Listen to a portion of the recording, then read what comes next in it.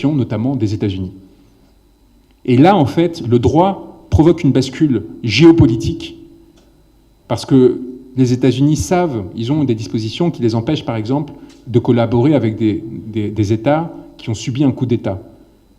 Et c'était ce qui était en train de se passer au Sénégal. Et donc, en fait, avec la pression des sénateurs démocrates sur l'administration Biden, eh bien, liée à ce travail qui a été fait et dirigé par Bamba Cissé, eh bien, à partir de là, évidemment, la brèche qui s'ouvre et l'enchaînement qui permet de sortir de la dépendance et de la soumission que la France avait générée, cette acceptation tacite de cette noirceur qui commençait à s'infiltrer dans le Sénégal, et la libération précipitée, et évidemment la victoire extraordinaire permise par les forces des patriotes. Voilà ce que je voulais dire sur la question du déclic, et sur la question, peut-être ça me permet de finir sur la question du rôle de l'avocat qui, à mon sens, doit épouser son client.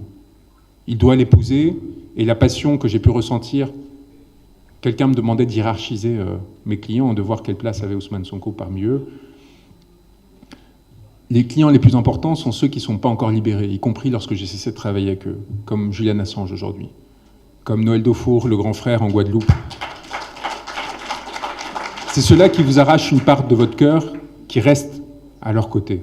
Mais pour le reste, que ce soit Ousmane Sonko, Falla Fleur, même si je ne l'ai pas représenté directement à ce moment-là, mais plus tard, Papa Abdoulaye Touré et d'autres, que je les ai accompagnés pendant cette période, ou après, qu'ils soient anonymes ou pas, vous avez vu en fait un engagement intense et qui a pu apparaître extraordinaire pour Ousmane Sonko, mais c'est parce que c'est Ousmane Sonko qui était dans une position extraordinaire.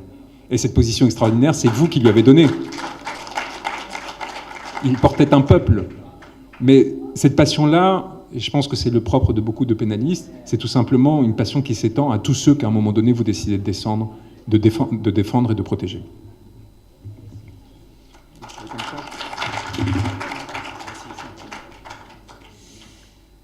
Je pense que Juan a résumé la question. On peut nuancer un peu un certain propos pour dire que le droit peut aussi être au service de la politique. Et il l'a effleuré. Lorsque Ousmane Sonko a été arrêté et transféré à Sébikotane, je suis allé le voir le lendemain matin. Il était toujours en grève de la faim, je le rappelle. J'étais très triste. Je lui ai dit que je te promets une chose, il n'y aura plus de répit dans les procédures. Et c'est effectivement ce qui s'est passé. Juan parlait de la cadence des procédures, parce qu'on avait beaucoup de choses à dire, et à toute chose, comme on dit, malheur est bon. Si Ousmane Sonko n'était pas arrêté, il n'y aurait pas toutes ces procédures peut-être. Et ces procédures ont mis en exergue la violence d'État à l'époque et permis aux Sénégalais de constater effectivement qu'il serait nécessaire de mettre fin à cette violence et porter au pouvoir Pastef. D'où le rôle important que les avocats ont joué, même si aussi de l'autre côté les détenus politiques, les acteurs majeurs, la société civile, tous les Sénégalais ont mis de leur sien pour que la révolution sonne.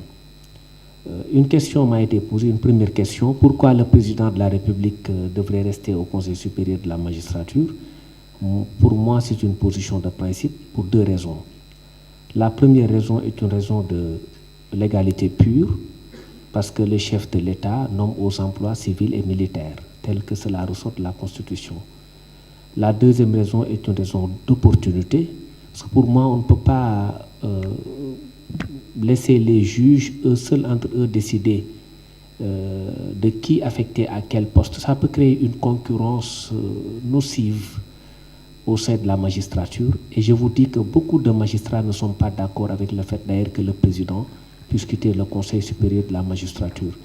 Dans ce tohu-bohu, entre guillemets, il faut un arbitre.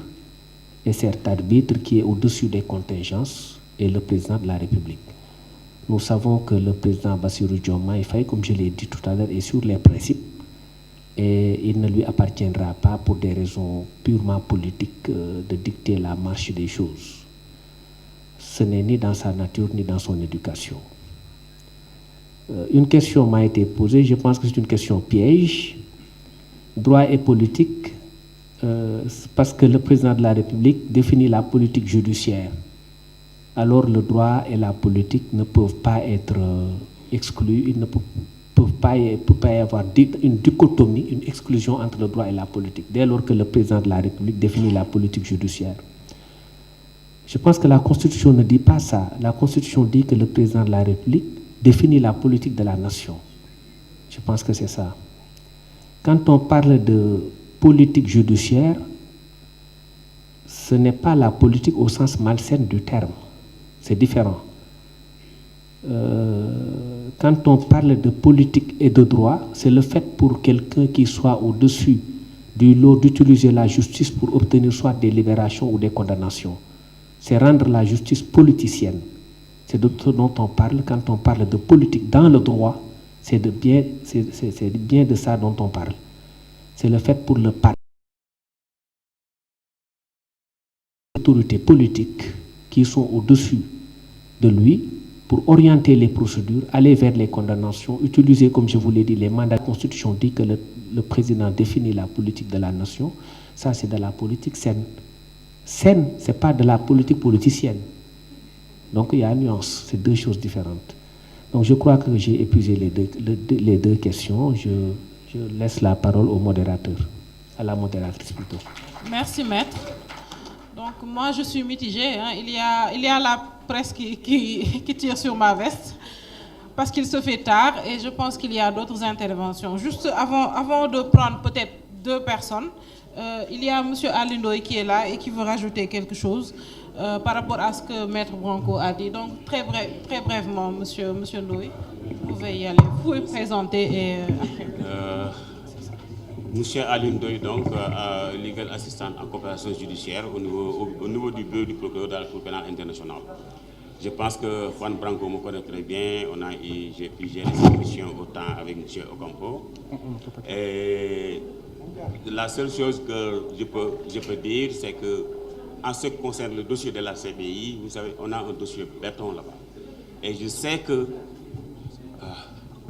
pour ce qui concerne peut-être le dossier que M. Juan Branco a déposé au niveau du bureau du procureur, moi je pense qu'il y a un dossier, c'est un dossier béton et vraiment avec un travail colossal, quoi, honnêtement. Et je tenais à remercier donc Juan Branco donc, en ce sens, car peut-être son acuité et son caractère purement humain sont bien signes d'une ère nouvelle, quoi. En tout cas, je sais que, comme l'a dit donc Juan, les autorités sénégalaises donc, doivent faire un coup de pouce pour que les choses puissent avancer. Mais c'est un dossier vraiment qui est un dossier béton, quoi. Je peux m'arrêter là à ce niveau parce que, pour des raisons confidentielles, je n'ai pas le droit de divulguer certaines choses. Merci, M. Merci Ndoye. beaucoup, Juan. Merci. Donc, on me signale qu'il y a un match du Sénégal qui se déroule à l'instant. Être patriote, c'est aussi supporter les Lions de la Teranga. Donc, il y a beaucoup de questions. Je sais que vous avez beaucoup de questions à l'endroit de nos conférenciers, mais malheureusement, nous allons devoir lever la séance pour permettre à ceux qui doivent rentrer et suivre le match d'être à l'aise pour le faire. Donc, nous vous remercions tous de votre